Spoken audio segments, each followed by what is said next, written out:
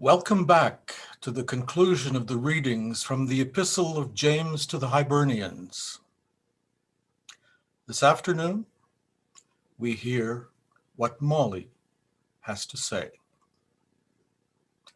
Originally from Venezuela, pianist and singer Geraldina Mendez obtained a Master of Fine Arts degree in piano at the Tchaikovsky National Music Academy of the Ukraine. Now a permanent resident of Canada, she's a popular busker performing operatic arias in the Montreal metro and outdoor venues, teaches music in schools, concertizes, and provides the music for church services. A passionate Joycean, she leads Spanish language reading groups on Twitter and Facebook, on Ulysses and Finnegan's Wake. Bloomsday, Montreal published her essay on Wagner's influence on James Joyce in their newsletter, Joyicity.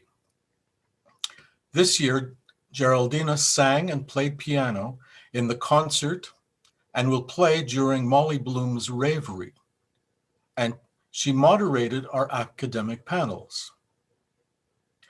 Ottawa native Kathleen Fee has worked steadily for over 4 decades as an actor and voice director.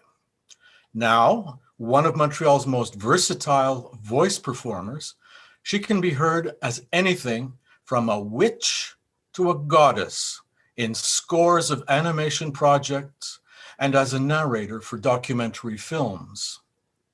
Roles on stage in film, television, video games, and web series complement her work as a voice director, where, in addition to turning out over 300 hours of TV animation, she has some 60 National Film Board and independent documentaries to her credit.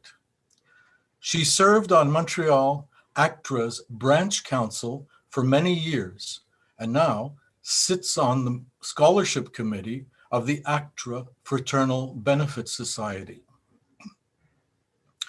Kathleen has been our artistic director and involved with Bloomsday, Montreal, since its inception.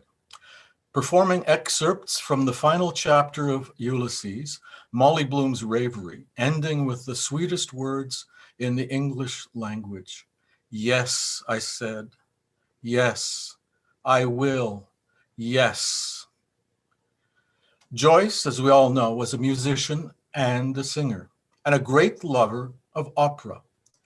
He uses music all through his writing. Molly Bloom is a concert singer, and her husband, Leopold Bloom, is particularly fond of Meyerbeer's The Huguenots. Symbolic, since the Huguenots were, like the Jews and like Joyce, peripatetic exiles, never welcome for long in any one place. In this last chapter, Molly lies in bed as thoughts flit through her mind about the day and her life, reviewing the origins of her birth, her marriage, her career, and the possible transformation of a sexual relationship with her manager, Blazes Boylan, with the tacit complicity of her husband. Today, Geraldina will be playing 3 pieces that relate closely to Molly Bloom's Reverie. We open with Mozart's La ci darem la mano, mentioned in Ulysses and representing infidelity.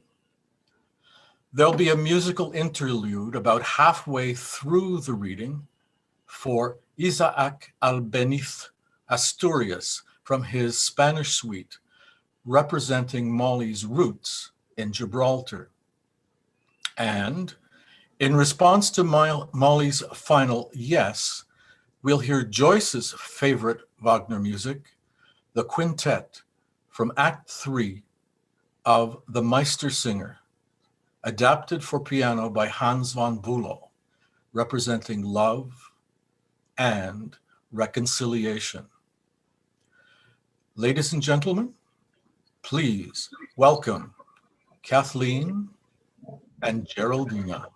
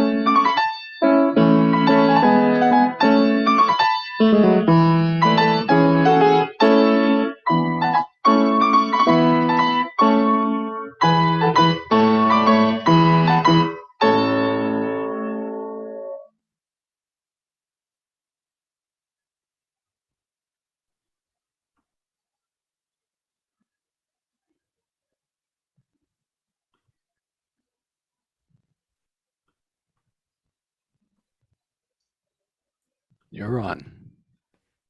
Yes, because he never did a thing like that before, as asked to get his breakfast in bed with a couple of eggs, since the City Arms Hotel, when he used to be pretending to be laid up to make himself interesting to that old faggot, Mrs. Reardon, that he thought he had a great leg of, and she never left us a farthing.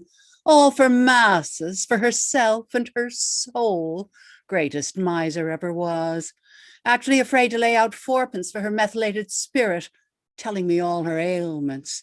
She had too much old chat in her about politics and earthquakes and the end of the world. Let us have a bit of fun first.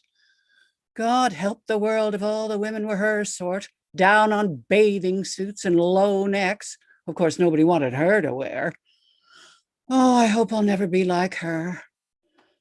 Yes, he came somewhere, I'm sure, by his appetite. Anyway, love it's not, or he'd be off his feed thinking of her.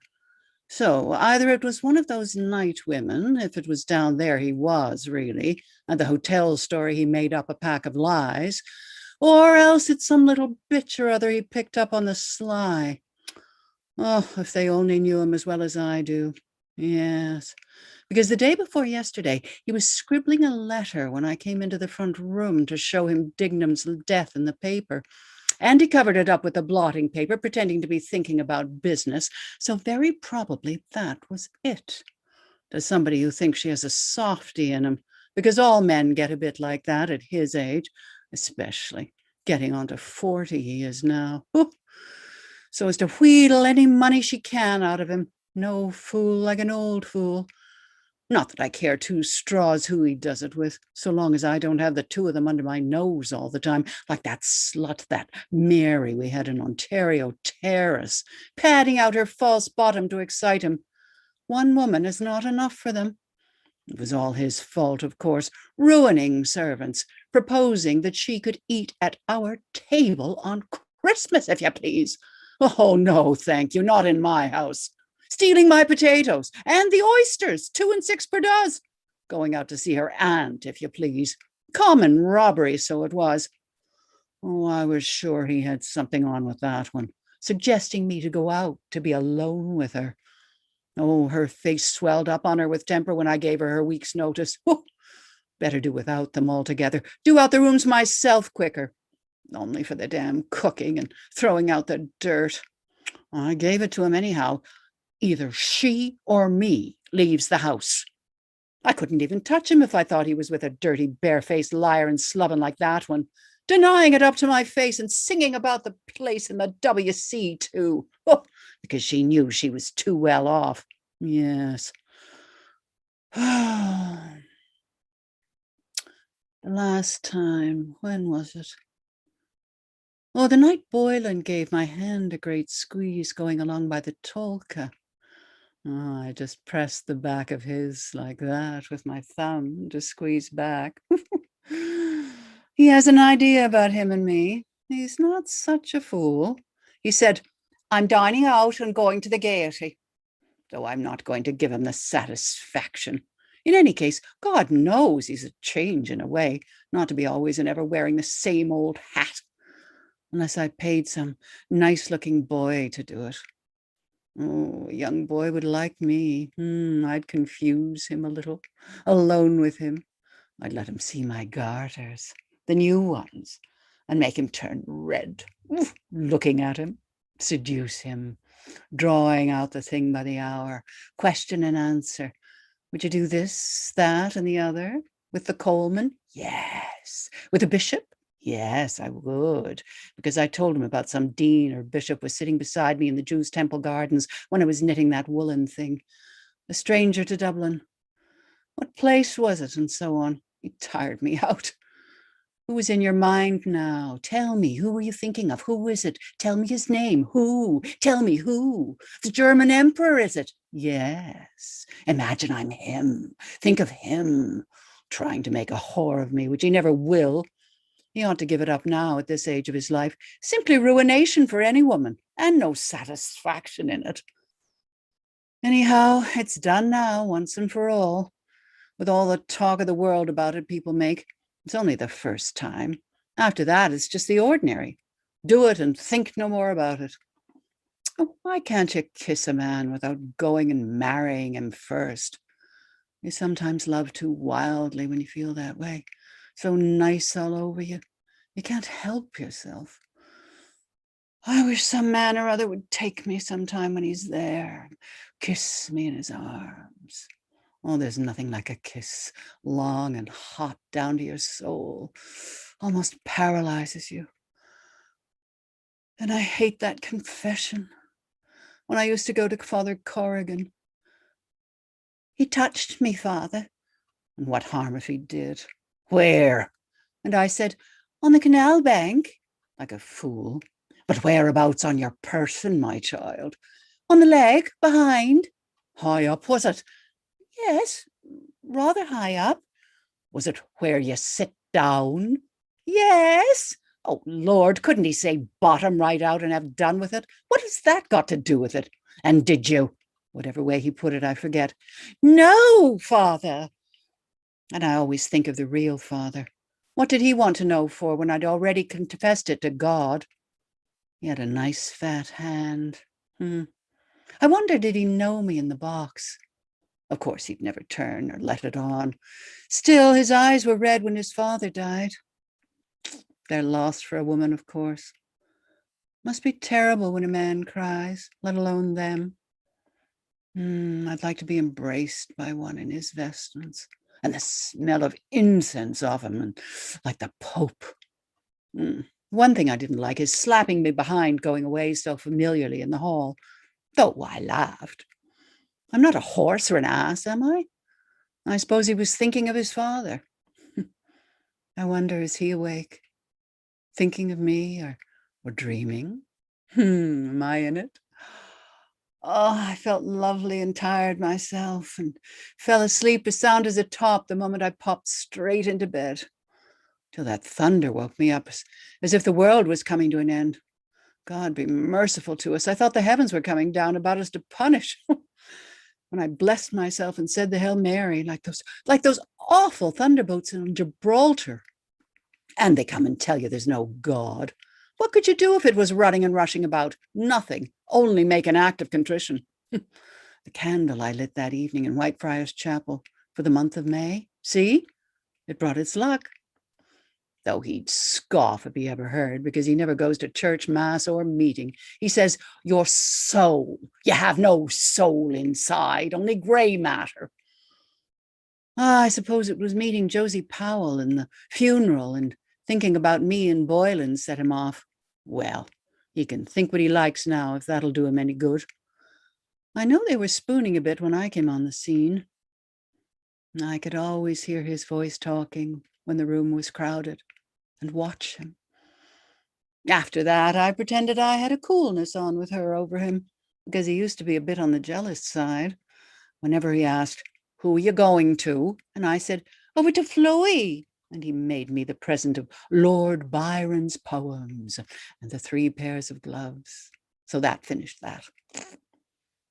I could quite easily get him to make it up any time. I know how I'd... even supposing he got in with her again and was going out to see her somewhere, I'd know if he refused to eat the onions. I know plenty of ways. However, let him go to her. She, of course, would only be too delighted to pretend she's mad in love with him. That I wouldn't so much mind. I'd just go to her and ask her, do you love him? And look her square in the eyes. She couldn't fool me. But he might imagine he was and make a declaration with his plabbery kind of a manner to her like he did to me, though I had the devil's own job to get it out of him. He was on the pop of asking me, too, the night in the kitchen I was rolling the potato cake, there's something I want to say to you. Only for I put him off, letting on I was in a temper, with my hands and arms full of pastry flour. In any case, I let out too much the night before, talking of dreams, so I didn't want to let him know more than was good for him. She used to be always embracing me, Josie, whenever he was there, meaning him, of course, glomming me over. And when I said I washed up and down as far as possible, asking, and did you wash possible? Oh, the women are always egging on to that, putting it on thick when he's there. They know by his sly eye, blinking a bit, putting on the indifferent when they come out with something, the kind he is. He was very handsome at that time, trying to look like Lord Byron I said I liked. Before we got engaged, I used to tell her a good bit of what went on between us. Not all, but just enough to make her mouth water. She didn't darken the door much after we were married. I wonder what she's got like now after living with that dotty husband of hers. What was it she told me? Oh, yes, that sometimes she used to go to bed. He used to go to bed with his muddy boots on when the maggot takes him. Wouldn't a thing like that simply bore you stiff to extinction? Actually too stupid even to take his boots off. Now, what could you make of a man like that? Oh, I'd rather die 20 times over than marry another of their sex. Of course, he'd never find another woman like me to put up with him. Yes, and he knows that too. At the bottom of his heart. Take that Mrs. Maybrick that poisoned her husband. For what, I wonder? In love with some other man. Wasn't she the downright villain to go and do a thing like that? Of course, some men can be dreadfully aggravating, drive you mad, and always the worst word in the world. What do they ask us to marry them for if we're so bad as all that comes to? Yes, because they can't get on without us. White arsenic she put in his tea off flypaper, wasn't it? She must have been madly in love with the other fellow to run the chance of being hanged. Oh, she didn't care. If that was her nature, what could she do? Besides, they're not brutes enough to go and hang a woman, surely, are they? Oh, they're all so different. Boylan talking about the shape of my foot. He noticed it once when I was in the DBC with Poldy, laughing and trying to listen. I saw him looking with his two old maids of sisters when I stood up and asked the girl where it was. What do I care with it dropping out of me? I saw his eyes on my feet, going out through the turning door. Now, how did that excite him? Because I was crossing them? My hand is nice like that. Oh, if I only had a ring with a stone for my month, a nice aquamarine. Oh, I'll stick him for one, and a gold bracelet. I don't like my foot so much. Bartle Darcy, too, that he used to make fun of when he commenced kissing me on the choir stairs. He was pretty hot for all his tinny voice, too. My low notes. He was always raving about, if you can believe him. Then he said, wasn't it terrible to do that there in a place like that? Whew, I don't see anything so terrible about it. I'll tell him about that someday. Aye, I'll take him there and show him the very place, too, we did it. So now there you are, like it or lump it. He thinks nothing can happen without him knowing. He hadn't an idea about my mother till we were engaged. Otherwise, he'd never have got me so cheap as he did. He was 10 times worse himself anyhow, begging me to give him a tiny bit cut off my drawers. I saw him slip it into his pocket. Of course, he's mad on the subject of drawers, that's plain to be seen. Always skeezing at those brazen-faced things on the bicycles with their skirts blowing up to their navels, even when Millie and I were out with him at the open-air fete. That one in the cream muslin standing right against the sun so he could see every atom she had on. When he saw me from behind following in the rain, standing at the corner of the Harold's Cross Road with a new raincoat on him, with the muffler in the Zingari colors to show off his complexion, and the brown hat. Oh, looking sly boots as usual. What was he doing there where he'd no business? They can go and get whatever they like from anything at all with a skirt on it. And we're not to ask questions. But they want to know, where were you? Where are you going? I could feel him coming along, skulking after me, his eyes on my neck. So I half turned and stopped. Then he pestered me to say yes, till I took off my glove, slowly watching him. He said my open-work sleeves were too cold for the rain. Oh, Maria Santissima, he did look a fool dreeping in the rain. Splendid set of teeth he had. Made me hungry to look at them, and beseeched of me to lift the orange petticoat I had on with the sunray pleats, that there was nobody. He said he'd kneel down in the wet if I didn't. So persevering he would, too, and ruin his new raincoat. You never know what freak they'd take along with you. They're so savage for it. He was shaking like a jelly all over. And father waiting all the time for his dinner. Then he wrote me that letter with all those words in it. How could he have the face to any woman after his company manners, making it so awkward after when we met, asking me, have I offended you? With my eyelids down. Of course he saw I wasn't. He had a few brains, not like that other fool, Henny Doyle. He was always breaking or tearing something in the charades. I hate an unlucky man. And if I knew what it meant, of course I had to say no, for form's sake. I don't understand you, I said, and wasn't it natural? So it is, of course. It used to be written up with a picture of a woman's on that wall in Gibraltar with that word I couldn't find anywhere. Then writing every morning a letter, sometimes twice a day. I liked the way he made love then. He knew the way to take a woman when he sent me the 8 big poppies because mine was the 8th. Then I wrote. The night he kissed my heart in Dolphin's Barn. I couldn't describe it. Simply, it makes you feel like nothing on earth. But he never knew how to embrace well, like Gardner. I hope he'll come on Monday, as he said, at the same time, 4.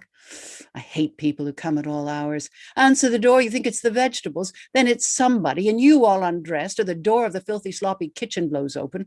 The day old frosty-faced Goodwin called about the concert in Lombard Street, and I, just after dinner, all flushed and tossed with boiling old stew. Don't look at me, Professor, I had to say. I'm a fright. Yes. But he was a real gent in his way. It was impossible to be more respectful. Nobody to say you're out. You have to peep out through the blind. Like the messenger boy today, I thought it was a put-off first, him sending the port and the peaches first. And I was just beginning to yawn with nerves, thinking he was trying to make a fool of me when I knew his tat-tat-tat at the door. He must have been a bit late, because it was 3:15 when I saw the 2 Daedalus girls coming from school. I never know the time. Then this day week, we're to go to Belfast. Just as well he has to go to Ennis, his father's anniversary, the 27th. It's better he's going where he is. Besides, something always happens to him. The time going to the Mallow concert at Marlborough, ordering boiling soup for the 2 of us. Then the bell rang out. He walks down the platform with the soup splashing about, taking spoonfuls of it. Hadn't he the nerve? And the waiter after him, making a holy show of us, screeching in confusion for the engine to start, but he wouldn't pay till he finished it. He's so pig-headed sometimes when he gets a thing into his head.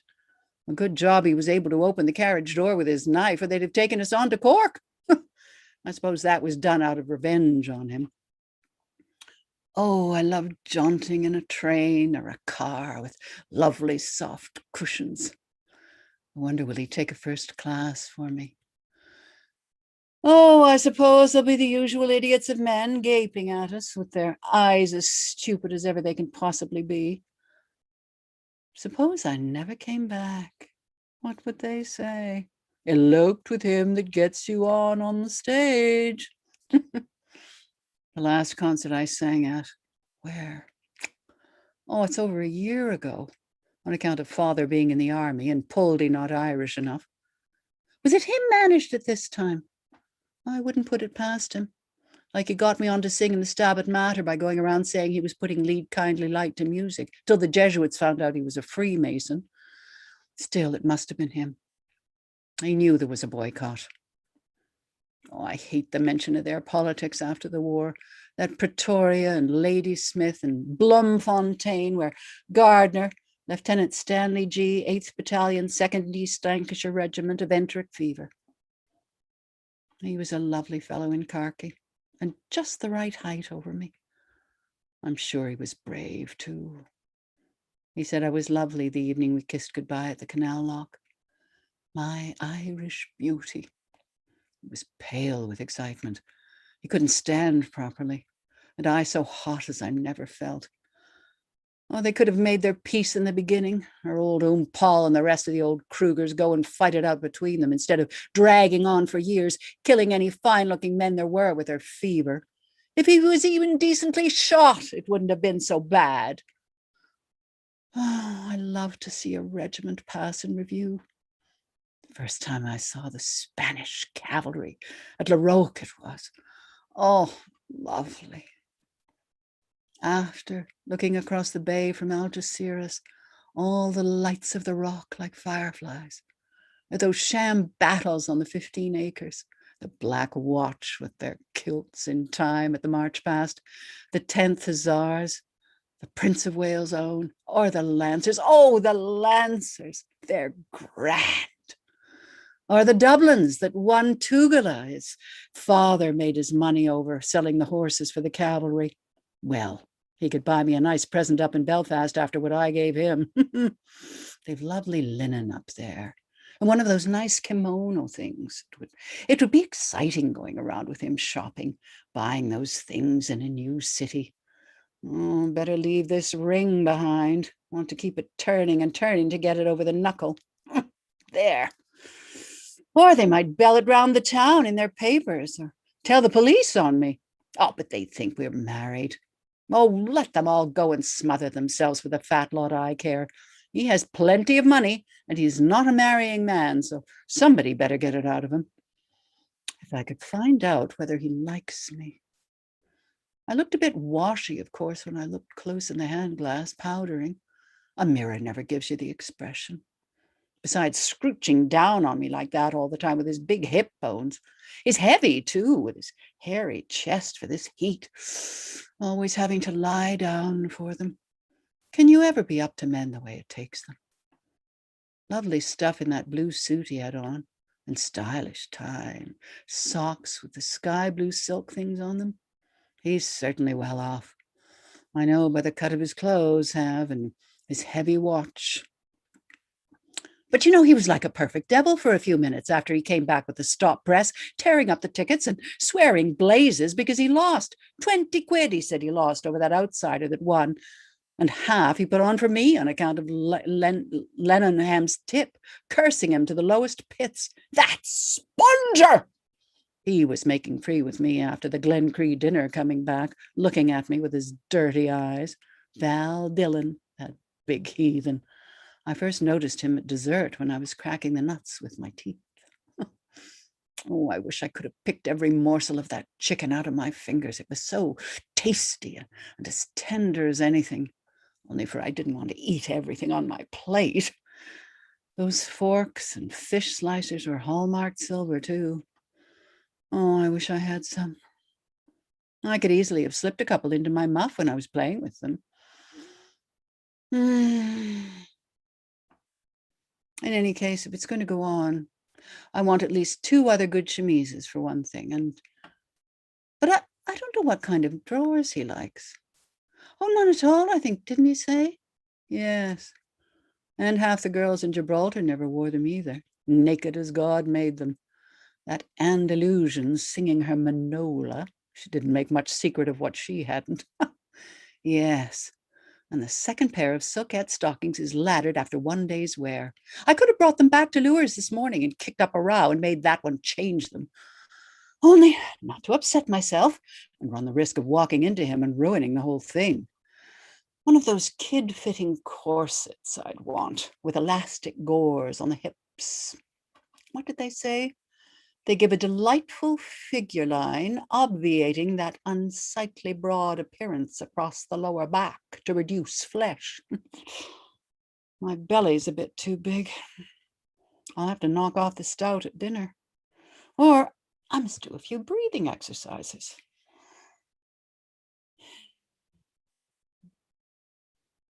I wonder if is that anti-fat any good? Garters, that much I have. The violet pair I wore today. That's all he bought me out of the check he got on the first. Oh, no, there was that face lotion I finished the last of yesterday that made my skin like new. I told him over and over again, get that made up in the same place and don't forget it. God only knows whether he did after all I said to him. I've no clothes at all. The brown costume and the skirt and jacket and the one at the cleaner's. 3. Now, what's that for any woman? Cutting up this old hat and patching up the other. The men won't look at you and women try to walk on you. I'll be 33 in September. Well, look at that Mrs. Galbraith. She's much older than me. I saw her when I was out last week. Magnificent head of hair on her, down to her waist. And that Mrs. Langtry, the Jersey lily the Prince of Wales was in love with. A beauty up to, what was she, 45? There was some funny story about the jealous old husband. What was it at all?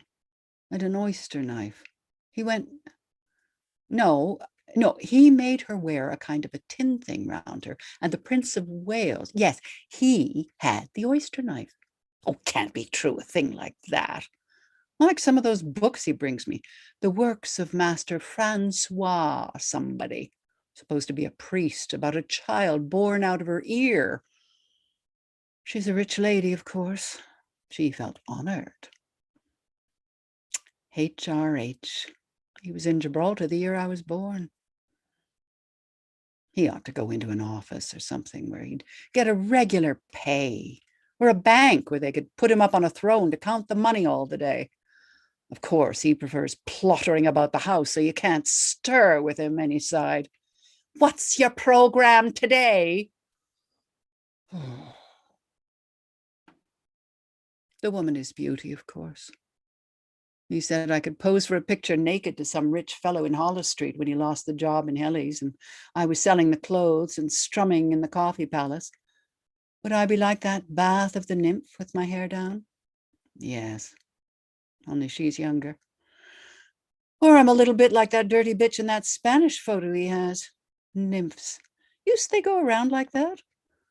I asked him about her, and that word met something with hoses in it. And he came out with some jawbreakers about the incarnation. He never can explain a thing simply, the way a body can understand. Then he goes and burns the bottom out of the pan, all for his kidney. I declare somebody ought to put him in the budget. If I only could remember the one half of the things and write a book out of it, the works of Master Poldy. Yes. Free from train somewhere whistling. Oh, the strength those engines have in them, like big giants, and the water rolling all over and out of them, all sides. The poor men that have to be out all the night from their wives and families in those roasting engines. Stifling it was today. Oh, I'm glad I burned the half of those old Freemans and photo bits, leaving things like that lying about, and all those old coats I bundled out of the hall, making the place hotter than it is.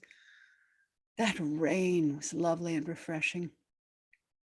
I thought it was going to get like Gibraltar. My goodness, the heat there before the Levanter came on. Black as night, and the glare of the rock standing up in it, like a big giant compared with their 3-rock mountain they think is so great, with the red sentries here and there, the poplars, and they all white hot, and the smell of the rainwater in those tanks, watching the sun all the time weltering down on you. Faded all that lovely frock father's friend Mrs. Stanhope sent me from the Bee Marché Paris. What a shame, my dearest Doggerina, she wrote on it. She was very nice. What's that her other name was? Just a PC to tell you I sent that little present. I've just had a jolly warm bath and feel a very clean dog now. Enjoyed it. Wogger, she called him Wogger, would give anything to be back in Gib and hear you sing.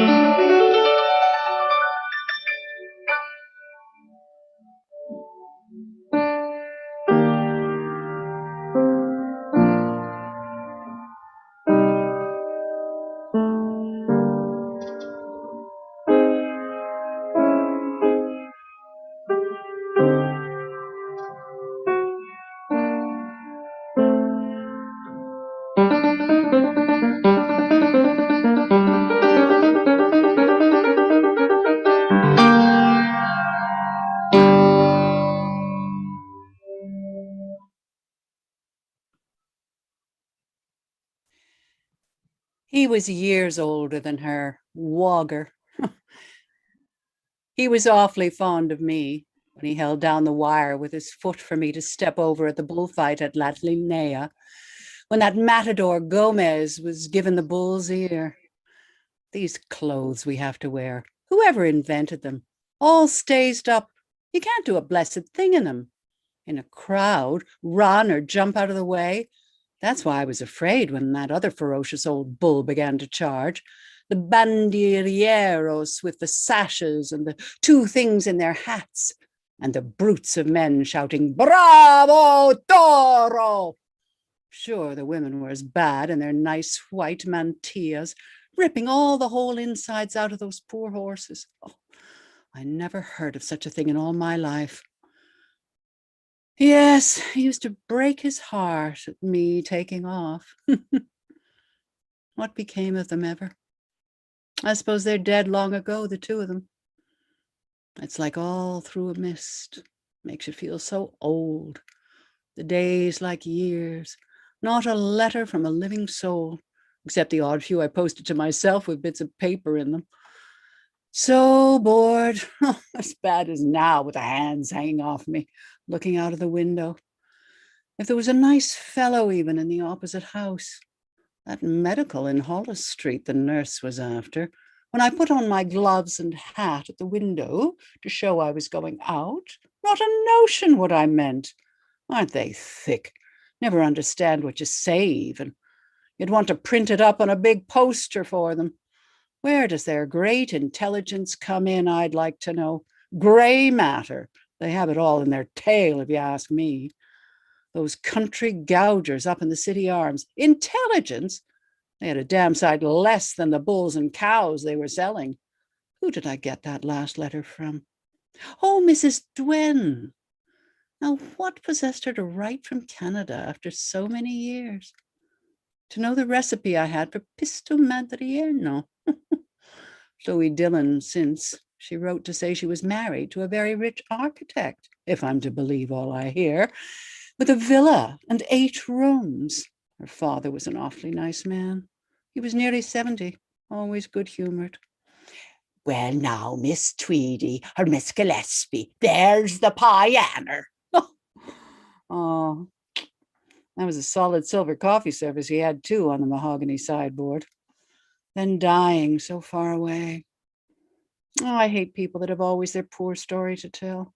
Everybody has their own troubles. That poor Nancy Blake died a month ago of acute pneumonia. Well, I didn't know her so well as all that. She was Chloe's friend more than mine. Poor Nancy. It's a bother having to answer. Oh, I hope he'll write me a longer letter the next time, if it's a thing he really likes me. Oh, thanks be to the great God, I got somebody to give me what I badly wanted, to put some heart up into me. You have no chances at all in this place. It's all very fine for them, but as for being a woman, as soon as you're old, they might as well throw you out in the bottom of the ash pit.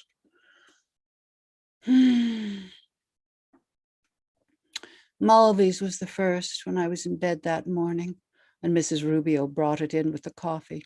She stood there standing, disobliging old thing with her switch of false hair on her, and vain about her appearance, ugly as she was, nearly 80 or 100, her face a mass of wrinkles, with all her religion, domineering because she never could get over the Atlantic fleet coming in, half the ships of the world in the Union Jack flying with all her carabineros because 4 drunken English sailors took all the rock from them. And because I didn't run into mass often enough in Santa Maria to please her. An admirer, he signed it. Oh, I near jumped out of my skin. I wanted to pick him up when I saw him following me, but I never thought he'd write, making an appointment. I had it inside my petticoat bodice all day, reading it, while Father was up at the drill instructing. He was the first man kissed me, under the Moorish wall. It never entered my head what kissing meant till he put his tongue in my mouth. What did I tell him I was engaged for? To the son of a Spanish nobleman named Don Miguel de la Flora. And he believed me that I was to be married to him in 3 years' time. There's many a true word spoken in jest. I got him excited. Crushed all the flowers on my bosom he brought me. He couldn't count the pesetas and the perigordas till I taught him. Capaquin he came from, he said, on the Blackwater, but it was too short. Then the day before he left, May, yes, it was May, when the infant king of Spain was born. I'm always like that in the spring, like a new fellow every year, up on the tip-top under the rock gun near O'Hara's tower. I told him it was struck by lightning, and all about the old Barbary apes they sent to Clapham without a tail, careening all over the show on each other's back. We lay over the fir tree grove, a wild place. I suppose it must be the highest rock in existence. The ships out far like chips. That was the Malta boat passing. Yes. The sea and the sky. Oh, you could do what you liked. Lie there forever. I tormented the life out of him first, tickling him, his eyes shut, and a bird flying below us. He was shy. All the same, I liked him like that, moaning. I made him blush a little when I got over him that way. Molly, darling, he called me. What was his name? Jack? Joe? Harry Mulvey, was it? Yes. I think a lieutenant. He was rather fair. He had a laughing kind of voice. He said he'd come back. Lord, it's just like yesterday to me. And if I was married, he'd do it to me. And I promised him, yes, faithfully, I'd let him. Perhaps he's dead or killed or a captain or admiral. It's nearly 20 years. I was a bit wild after. I wanted to fire his pistol. He didn't know what to make of me with his peak cap on that he always wore crooked. The fun we had running along Willis's Road to Europa Point, twisting in and out. I was jumping up at the pepper trees, pulling the leaves off and throwing them at him. He went to India. I was thinking of him on the sea all the time after at Mass when my petticoat began to slip down at the elevation. He gave me that clumsy cloud of ring for luck that I gave Gardner going to South Africa, where those Boers killed him with their war and fever. Gardner said no man could look at my mouth and teeth smiling like that and not think of it. I was afraid he mightn't like my accent first. He's so English. All father left me in spite of his stamps. I've my mother's eyes and figure anyhow. He always said, they're so snooty about themselves, some of those cads. He wasn't a bit like that. He was dead gone on my lips. Better go easy, not wake him. I wish he'd sleep in some bed by himself with his cold feet on me. Give us room. God. Oh, better. Yes, hold them like that a bit on my side. Oh, there's that train far away. Pianissimo.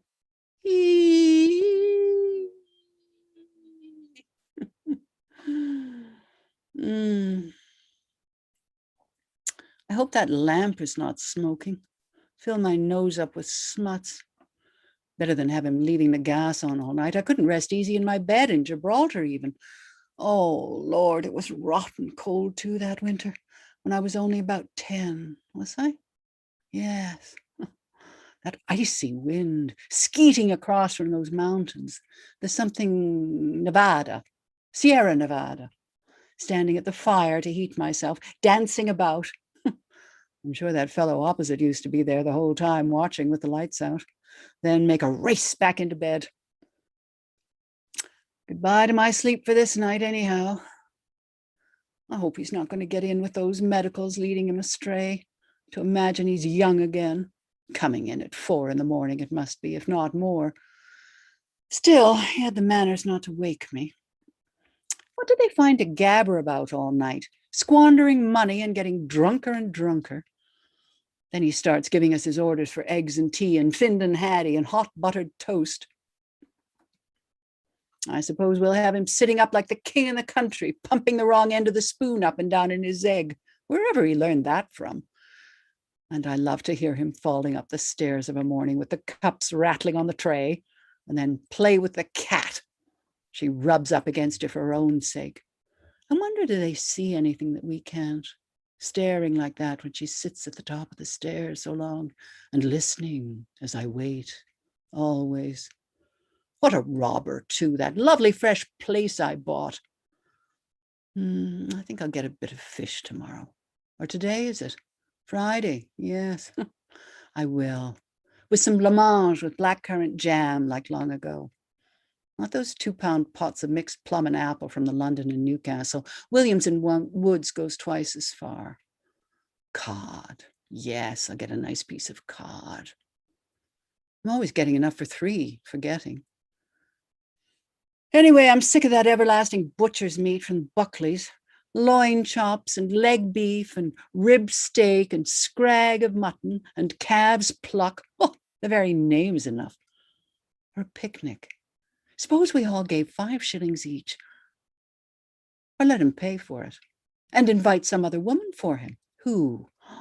Oh, Mrs. Fleming. And drove out to the furry glen of the strawberry beds. We'd have him examining all the horses' toenails first, like he does with the letters. Oh, no, not with Boylan there. Yes, with some cold veal and ham, mixed sandwiches. There were little houses down at the bottom of the banks there on purpose. But it's as hot as blazes. He says, not a bank holiday, out for the day. But Monday is a cursed day, too. No wonder that bee bit him. Better the seaside. But I'd never again in this life get into a boat with him after him at Bray telling the boatman he knew how to row. If anyone asked, could he ride the steeplechase for the Gold Cup, he'd say yes.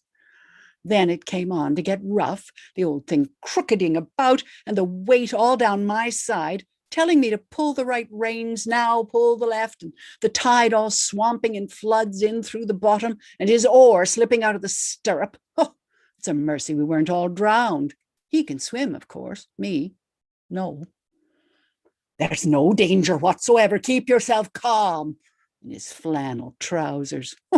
I'd like to have tattered them down off him before all the people and given him what that one calls flagellate till he was black and blue. Do him all the good in the world. Only for that long-nosed chap with that other beauty. Burke out of the City Arms Hotel was there, spying around as usual on the slip. Always where he wasn't wanted. If there was a row on, you'd vomit a better face. There was no love lost between us. That's one consolation. I wonder what kind is that book he bought me. Sweets of Sin by a gentleman of fashion, some other Mr. de Kock.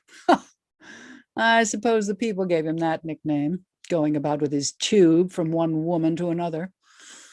I couldn't even change my new white shoes, all ruined with the salt water, and the hat I had on with that feather all blowy and tossed on me. How annoying and provoking, because the smell of the sea excited me. Of course, the sardines and the bream in Catalan Bay round the back of the rock, they were fine, all silver in the fishermen's baskets. Old Luigi, near 100, they said, came from Genoa, and the tall old chap with the earrings. I don't like a man you have to climb up to get at it. I suppose they're all dead and rotten long ago. Besides, I don't like being alone in this barracks of that place at night. I never brought a bit of salt in, even when we moved in the confusion. Musical academy he was going to make on the first floor drawing room with a brass plate, or Bloom's private hotel, he suggested. Go and ruin himself altogether the way his father did down in Ennis. Like all the things he told my father he was going to do, and me. But I saw through him, telling me all the lovely places we could go for the honeymoon. Venice by moonlight with the gondolas and the Lake of Como. Oh, how nice, I said. Whatever I liked he was going to do immediately, if not sooner. Every day I get up, there's some new thing on. Sweet God, sweet God. Well, when I'm stretched out dead in my grave, I suppose I'll have some peace. I want to get up a minute if I'm let. Wait. Oh, Jesus, wait. Yes, that thing has come on me. Yes. Oh, now, wouldn't that afflict you? There's always something wrong with us. 5 days every 3 or 4 weeks. I bet the cat itself is better off than us. Have we too much blood up in us or what? Who knows? Is there anything the matter with my insides? I ought to go to the doctor. Only it would be like before I married him, when I had that white thing coming from me, and Fluey made me go to that dry old stick Dr. Collins for women's diseases on Pembroke Road. Of course, that was all thinking of him and his mad, crazy letters. My precious one, everything connected with your glorious body, everything underlined that comes from it is a thing of beauty and of joy forever. Something he got out of some nonsensical book. Oh, he excited me. I don't know how. The first night ever we met, we stood staring at one another for about 10 minutes, as if we'd met somewhere. I suppose on account of my being Jewess looking after my mother. He used to amuse me. The things he said, with a half-slithering smile on him. And all the Doyles said he was going to stand for a member of Parliament. Oh, wasn't I the born fool to believe all his blather about Home Rule and the Land League, sending me that long strool of a song out of the Huguenots to sing in French to be more classy, that I never even sang once, explaining and rigmaroling about religion and persecution. He won't let you enjoy anything naturally. Then in Brighton Square, running into my bedroom, pretending the ink got on his hands to wash it off with the Albion milk and sulphur soap I used to use. Oh, I laughed myself sick at him that day. God, here we are, as bad as ever after 16 years. How many houses were we in at all? Raymond Terrace and Ontario Terrace and Lombard Street and Hollis Street, and he goes about whistling every time we're on the run again. His Huguenots, or the Frogs' March, pretending to help the men with our 4 sticks of furniture. And then the City Arms Hotel, worse and worse. That charming place on the landing, always somebody inside, praying, then leaving all their stinks after them. Every time we're just getting on right, he puts his big foot in it. We'll have him coming home with the sack soon out of the Freeman, too, like the rest. Wait, there's George's church bells. Wait, 3/4, the hour. Wait, 2 o'clock. Well, that's a nice hour of the night for him to be coming home on to anybody. Climbing down into the area. If anybody saw him, I'll knock him off that little habit tomorrow. First, I'll look at his shirt to see, or I'll see if he has that French letter still in his pocketbook. I suppose he thinks I don't know. Deceitful men. All their 20 pockets aren't enough for their lies. Then why should we tell them? Even if it's the truth, they don't believe you. Then tucked up in bed like those babies in the aristocrat's masterpiece he bought me another time, as if we hadn't enough of that in real life without some old aristocrat or whatever his name is disgusting you more with those rotten pictures, children with 2 heads and no legs.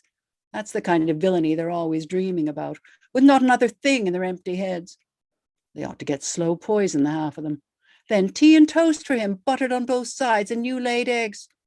I suppose I'm nothing anymore, when I wouldn't let him lick me in Hollis Street one night. Man, tyrant as ever. For the one thing, he slept on the floor half the night naked, the way the Jews used when somebody dies belonged to them, and wouldn't eat any breakfast or speak a word, wanting to be petted. So I thought, I stood out enough for one time, and let him. He does it all wrong, too, thinking only of his own pleasure.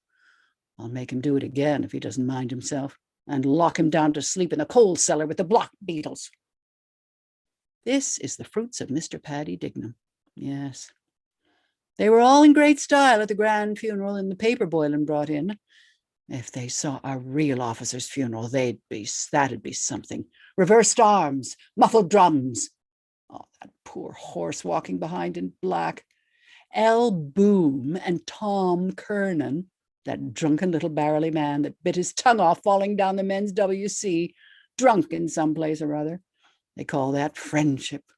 And they all with their wives and families at home, more especially Jack Power keeping that barmaid he does. Of course, his wife is always sick or going to be sick or just getting better of it.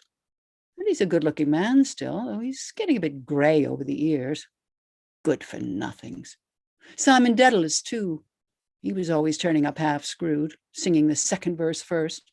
Always on for flirtifying, too.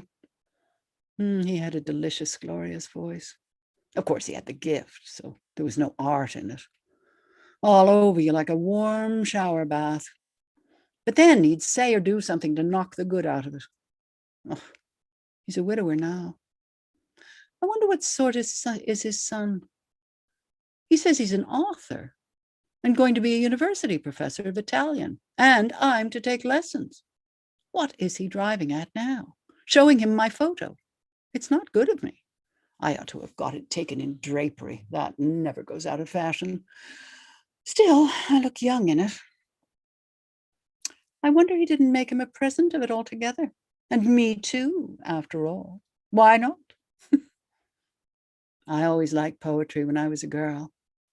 First, I thought he was a poet like Lord Byron, and not an ounce of it in his composition. I thought he was quite different. I wonder, is he too young? He's about, 88, I was married. 88, Millie is 15 yesterday, 89. What age was he then at Dillon's? 5 or 6 about? 88. I suppose he's 20 or more. I'm not too old for him if he's 23 or 24. I hope he's not that stuck-up university student sort. No, otherwise he wouldn't go sitting down in the old kitchen with him taking Epps cocoa and talking. Of course, he pretended to understand it all. Probably he told him he was out of Trinity College. He's very young to be a professor. I hope he's not a professor like Goodwin was. He was a potent professor of John Jameson. They all write about some woman in their poetry. Well, I suppose he won't find many like me. The blue sea and the moon shining so beautifully coming back on the night boat from Tarifa. The lighthouse at Europa Point. The guitar that fellow played was so expressive. Will I ever go back there again?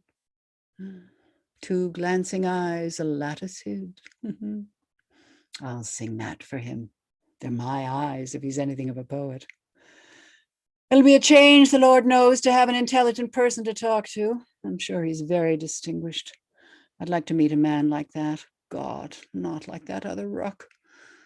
Besides, he's young. I'm sure it'll be grand if I can only get in with a handsome young poet at my age. I'll throw the tarot the first thing in the morning till I see the wish card comes out. Then he'll write about me, lover and mistress. Publicly, too, with our 2 photographs in all the papers when he becomes famous. Oh, but then what am I going to do about him, though? The ignoramus that doesn't even know poetry from a cabbage. That's what you get for not keeping them in their proper place. Pulling off his shoes and trousers there on the chair before me, so barefaced, without even asking permission. Of course, he's right enough in his way to pass the time. Sure, he might as well be in bed with what? With a lion. God, I'm sure he'd have something better to say for himself, an old lion would. My Uncle John has a thing long, I heard those corner boys saying, passing the corner of Marrowbone Lane. My Aunt Mary has a thing hairy, because it was dark and they knew a girl was passing. It didn't make me blush. Why should it either? It's only nature. And he puts his thing long into my Aunt Mary's hairy, etc. It turns out to be you put the handle in a sweeping brush. Men again all over. They can pick and choose what they please. A married woman or a fast widow or a girl for the different tastes. But we're to be always chained up. They're not going to be chaining me up. No damn fear once I start, I tell you, for their stupid husbands. Jealousy. Why can't we all remain friends over it instead of quarreling? What else were we given all those desires for, I'd like to know? I can't help it if I'm young still, can I? It's a wonder I'm not an old shriveled hag before my time living with him so cold, never embracing me, except sometimes when he's asleep, not knowing, I suppose, who he has. Still, of course, a woman wants to be embraced 20 times a day to make her look young, no matter by who. So long as to be in love or loved by somebody, if the fellow you want isn't there. Sometimes, by the Lord God, I was thinking, Would I go around by the quays there some dark evening where nobody'd know me and pick up a sailor off the sea that'd be hot on for it and not care a pin whose I was, only do it off up in a gate somewhere? Or one of those wild-looking gypsies in Rathfarnham had their camp pitched near the Bloomfield laundry to try and steal our things if they could. What they do themselves, the fine gentlemen in their silk hats. I don't care what anybody says. It'd be much better for the world to be governed by the women in it. You wouldn't see women going and killing one another and slaughtering. When do you ever see women rolling around drunk like they do? Yes, because a woman, whatever she does, she knows where to stop. Sure, they wouldn't be in the world at all only for us. They don't know what it is to be a woman and a mother. How could they? Where would they all of them be if they hadn't all a mother to look after them? What I never had. Still, it's a lovely hour, so silent. I used to love coming home after dances, the air of the night. They have friends they can talk to. We've none. Either he wants what he won't get, or it's some woman ready to stick her knife in you.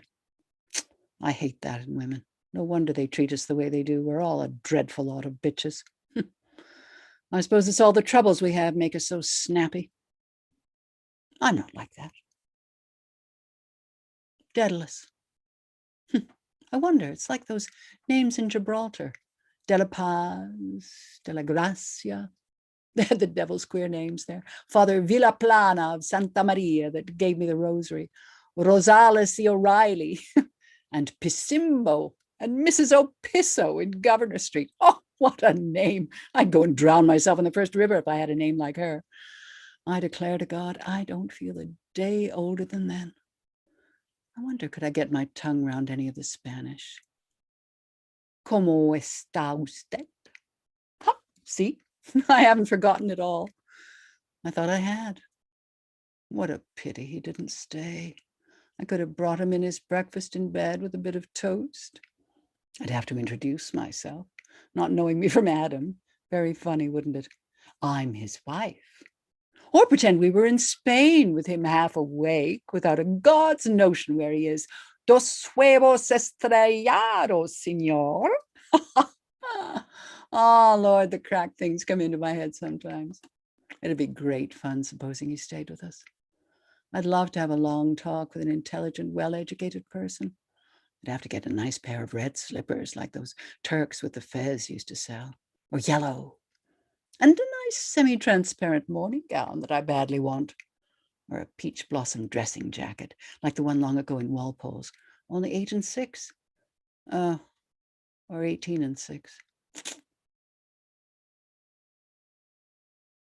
I'll just give him one more chance. I'll get up early in the morning. I might go over to the markets to see all the vegetables and cabbages and tomatoes and carrots and all kinds of splendid fruits, all coming in lovely and fresh.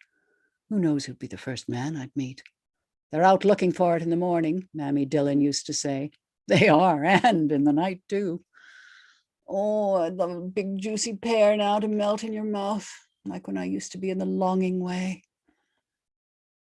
1:15. What an unearthly hour. I suppose they're just getting up in China now, combing out their pigtails for the day. We'll soon have the nuns ringing the Angelus. They've nobody coming in to spoil their sleep, except an odd priest or two for his night office. Or the alarm clock next door at cockshout, clattering the brains out of itself.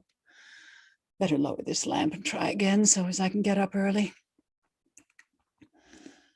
I'll go to Lamb's there beside Finlater's and get them to send us some flowers to put about the place. I love flowers. I'd love to have the whole place swimming in roses. God of heaven, there's nothing like nature. The wild mountains and the sea and the waves rushing. Then the beautiful country with the fields of oats and wheat and all kinds of things, and all the fine cattle going about that would do your heart good to see. Rivers and lakes and flowers, all sorts of shapes and smells and colors springing up, even out of the ditches, primroses and violets. Nature it is. As for them saying there's no God, I wouldn't give a snap of my 2 fingers for all their learning. Why don't they go and create something? I often asked him. Atheists or whatever they call themselves. Go and wash the cobbles off themselves first. Then they go howling for the priest and they dying. And why? Why, because they're afraid of hell on account of their bad conscience. They might as well try to stop the sun from rising tomorrow. The sun shines for you, he said, the day we were lying among the rhododendrons on Hoath Head, in the grey tweed suit and his straw hat, the day I got him to propose to me. Yes. First I gave him the bit of seed cake out of my mouth, and it was leap year, like now. Yes, 16 years ago. My God, after that long kiss, I near lost my breath. Yes. He said I was a flower of the mountain. Yes. So we are flowers all. A woman's body. Yes. That was one true thing he said in his life. And the sun shines for you today. Yes. That was why I liked him. Because I saw he understood or felt what a woman is. And I knew I could always get round him. And I gave him all the pleasure I could, leading him on till he asked me to say yes. And I wouldn't answer first, only looked out over the sea and the sky. I was thinking of so many things he didn't know of, Mulvey and Mr. Stanhope and Hester and father and old Captain Groves and the sailors playing All Birds Fly and I Say Stoop and washing up dishes, they called it on the pier. And the sentry in front of the governor's house with the thing round his white helmet, poor devil half roasted, and the Spanish girls laughing in their shawls and their tall combs, and the auctions in the morning, the Greeks and the Jews and the Arabs and the devil knows who else from all the ends of Europe, and Duke Street and the fowl market, all clucking outside Larby Sharon's, and the poor donkeys slipping half asleep, and the vague fellows in the cloaks asleep in the shade on the steps, and the big wheels of the carts of the bulls, and the old castle, thousands of years old, yes, and those handsome Moors all in white, and turbans like kings asking you to sit down in their little bit of a shop, and Rhonda with the old windows of the posadas, 2 glancing eyes a lattice hid for her lover to kiss the iron, and the wine shops half open at night, and the castanets, the night we missed the boat at Algeciras, the watchman going about serene with his lamp, and oh, that awful deep down torrent. Oh, and the sea crimson sometimes like fire, and the glorious sunsets, and the fig trees in the Alameda Gardens, yes, and all the queer little streets, and the pink and blue and yellow houses, and the rose gardens, and the jessamine and geraniums and cactuses, and Gibraltar as a girl, where I was a flower of the mountain. Yes, when I put the rose in my hair like the Andalusian girls used, or shall I wear a red? Yes, and how he kissed me under the Moorish wall, and I thought, well, as well him as another. And then I asked him with my eyes to ask again, yes. And then he asked me, would I, yes, to say, yes, my mountain flower. And first I put my arms around him, yes, and drew him down to me so he could feel my breasts all perfume, yes. And his heart was going like mad. And yes, I said, yes, I will, yes.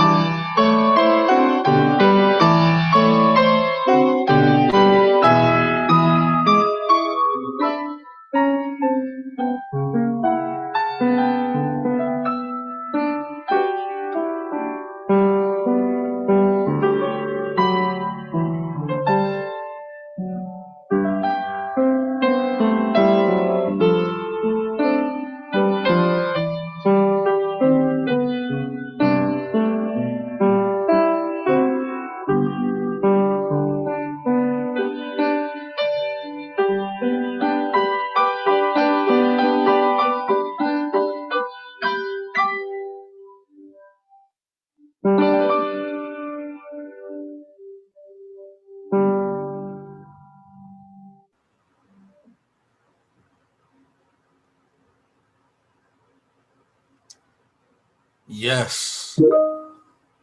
After hearing those words, yes, and the music, yes, what else could be said but Gora Kedmila Ma Agat. Gracias. Thank you, Kathleen Fee and Geraldina Mendez. Yes. It's now my pleasure to introduce Robert Graham, the Vice President of Festival Bloomsday Montreal, for a word of thanks to our sponsors, benefactors, and performers. Robert Graham is a writer, curator, and critic in the visual arts, particularly in photography. Since 1980, Robert Graham's work has appeared in Parachute and numerous other art publications, and he has written exhibition catalogues for le Musée d'Art Contemporain de Montréal and elsewhere, essay collections, and several editions of Le Mois de la Photo à Montréal. He holds a graduate degree from McGill University in communications, has lectured on photography criticism at Concordia University, and is an affiliate member of the Department of Art History and Communication Studies at McGill University. Please welcome Robert.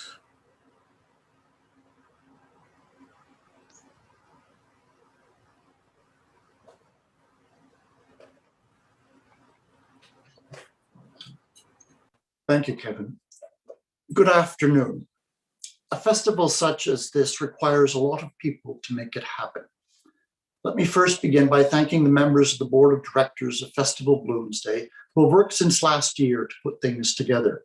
I have to admit, I myself have been more in the cheering section than down on the playing field. Kathleen Fee, our artistic director, has again worked tirelessly to get us to where we are. There is even some thought that we might be able to use what we have learned this year and last to produce a new kind of festival with a combination of live and live streamed events.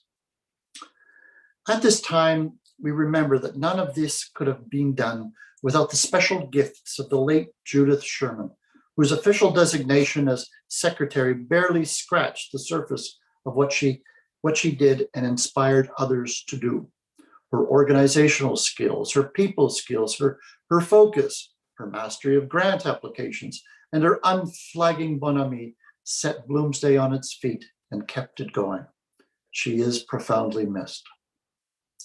David Sherman, our past president, who began this whole thing based on an idea that came up in a study group at the McGill Community for Lifelong Learning, is the main reason why we have got to where we are today, the second largest Bloomsday in the world, after Dublin, of course. Kevin Wright, our president, simply never stops blooming. A Joycean, a photographer, a scholar. He organizes the Bloomsday readings every year and stepped up to the challenge of moving online with grace and goodwill. He's a sounding board, a problem solver, and a thoughtful, generous man who leads by example. Our intrepid treasurer, Louise Cochon, has mastered the art of juggling with numbers to make sure that everything comes out right at the end. Astrid Torvik is always ready to step in and take care of whatever needs looking after. Marlene Chan is already hard at work planning for next year's festival. Dr. Carrie McElroy has been a stalwart supporter for many years, and her collaboration with Cian Gill has been much appreciated. Miles Murphy, who has a wealth of ideas, has worked tirelessly to make sure we had interesting panelists for this academic day. During the year, we depended on our web person and our social media person, Jordan Giroux and Adriano Cavalieri, to let people know what we were doing. Now, we also had help from several sources who contributed through generous donations in money or in kind, including the Department of Canadian Heritage, the Embassy of Ireland in the person of Laura Finlay, St. Patrick's Society of Montreal, the Zeller Family Foundation, the McGill Community for Lifelong Learning, the Canadian School of Irish Studies at Concordia University, which includes especially in the persons of Dr. Michael Keneally, Marian Mulvena, Martina Skalkogiannis, the Westmount Public Library, the Atwater Library, the Jewish Public Library. Craig Morris, whose caricatures of Joyce and company of other celebrities are on our website.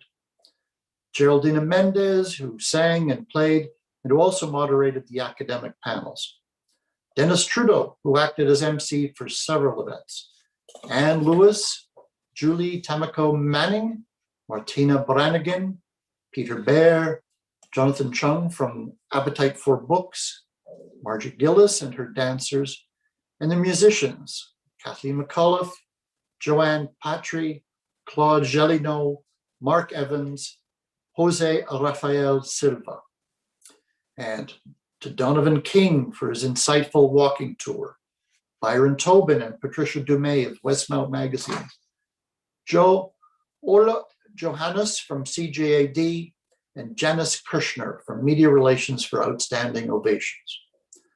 To our panelists, thank you. Marcelo Zabaloy in Argentina, Cleo Hanaway Oakley, lecturer at the University of Bristol, UK, Casey Lawrence, PhD candidate at Trinity College, Dublin, Mary Lawton, PhD researcher from University College, Cork, and Dr. John McCourt, co-director of the Trieste Joyce School and president of the International James Joyce Foundation. And thanks to our readers, Clive Brewer, Pat Machin, who not only read, but was responsible for scripting the readings, Liam Phelan Cox, Alan Lombard, Susan Gilmore Lombard, Howard Krosnick, Kevin Wright, Kathleen Fee. All of our individual donors whose generosity has made this 10th anniversary possible. Edmund Nash of Mapulsion Services and his associates who managed to get this all online and in one piece. Without his magic, we would have gone nowhere. And so we hope to see you either in person or via Zoom next year. Please check out our website, www.bloomsdaymontreal.com, for events that we have planned for this fall. And of course, thank you, our audience, for your presence.